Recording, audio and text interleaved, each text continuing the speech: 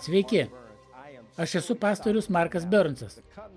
Su dideliu džiaugsmu pranešu apie spalio 28 dieną Vašingtone, Kolumbijos apygardoje vyksiančią tarptautinę tarpreliginę konferenciją Vienybė laisvėje. Dvasinių diplomatų metas. Religijų vadovai iš viso pasaulio susirinks dėl taikos ir vienybės.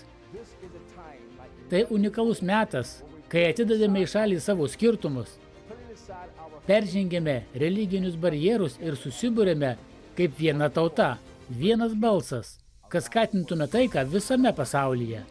Aš nenoriu, kad ten su manim tik susitiktumėte, aš noriu, kad jūs atvyktumėte pirmieji.